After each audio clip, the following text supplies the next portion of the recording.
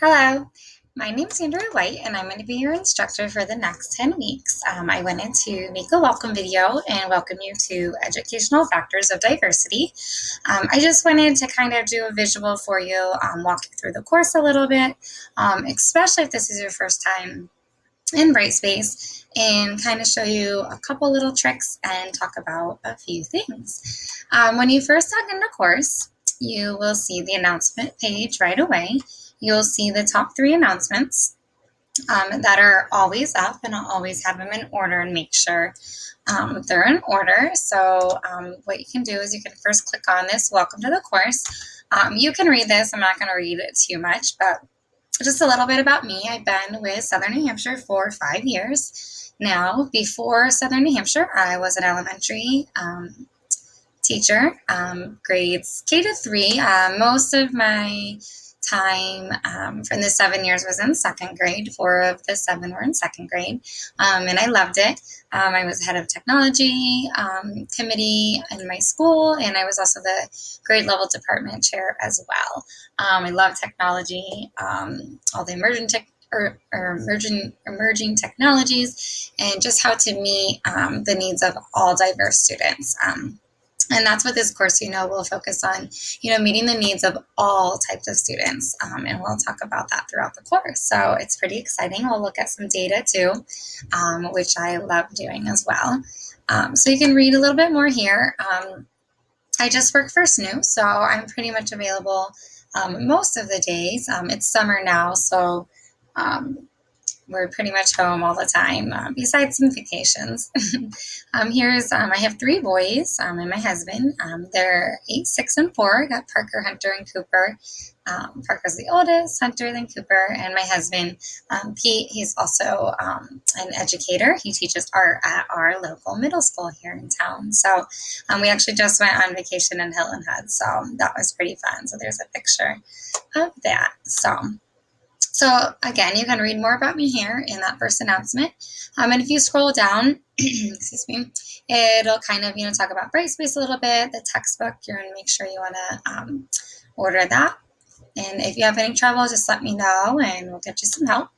And down here, it talks about going to learning modules, clicking on the rubrics, looking at the syllabus, the Start Here section. So you can kind of read through that. And after you kind of go through, the first announcement, I also have an announcement on the final project, which we will be looking at some data. You'll actually get to pick out a school. I'll talk a little bit more about that, but you'll be able to pick out a school of your choice in this website, unless you would like to use your own school. If you can find enough information and data on the school you're teaching at, feel free to please use that. Just let me know, send me the link, and I can kind of look it over and make sure there's enough data there that we can do your project with. So you can kind of read the announcement on closing the achievement gap, which we'll focus on.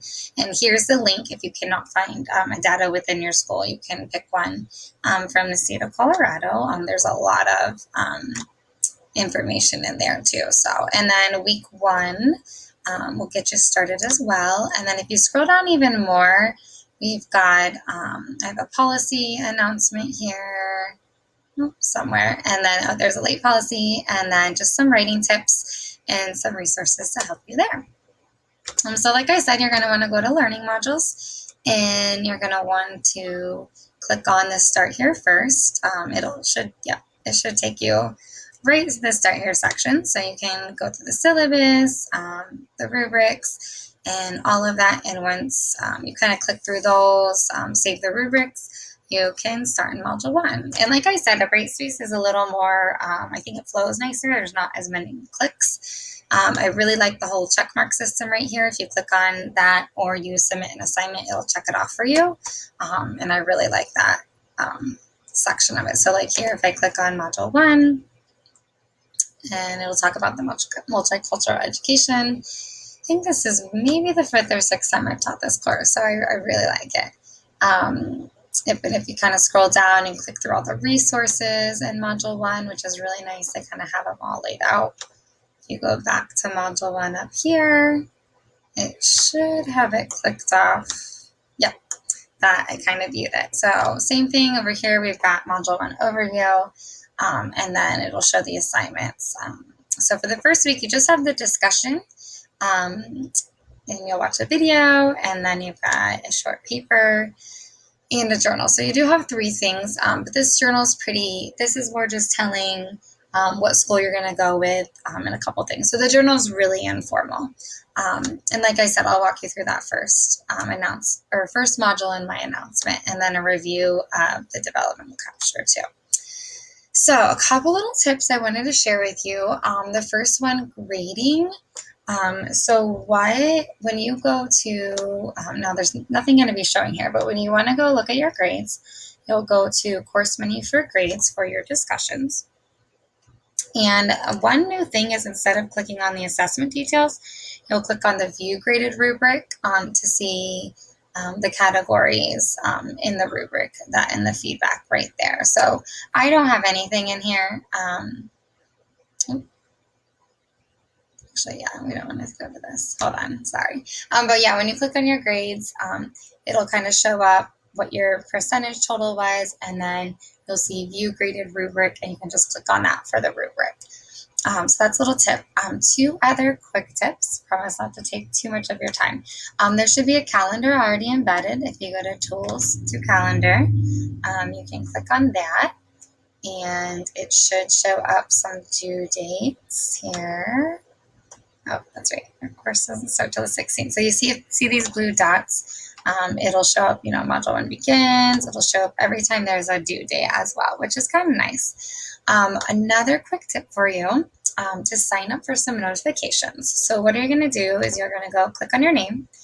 You're going to click on notifications. This, for me, is a lifesaver. I click on announcements just to make sure my announcements are getting released. And I click on...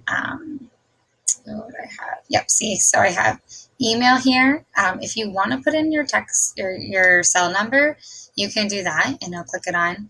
I also am subscribed to the discussion forum, the questions one, the general questions. I'll show you where that is in a second. I think those are the 2. If I were a student, I would also subscribe to when my grades were released.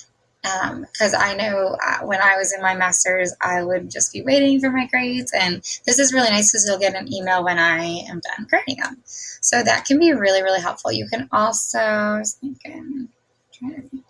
but yeah, you can hook those up to your text message, which is really nice, or your email. So my email syncs to my phone. So for me, that's the easiest. So one last thing. So when you go to discussions, you'll click on the general questions here, and you can subscribe to it. This way you'll get an email every time that a student posts a question. Then you'll know what the question is, which is nice, because sometimes you might have that same question and you might not want to ask it, but if someone else asks it, then you don't have to ask it again. So you just click on this little subscribe button. So, and then for every paper, you'll go to assignments. So click on assignments, and then you can see the score of the paper and click on and see my feedback. So I hope that helps. I know it's kind of a quick little nutshell here, but I'm excited to get started, and just please let me know if you need anything. I feel like I'm pretty personable and flexible, so just let me know, and we'll get through this. I'm excited to start. See you on the discussion boards.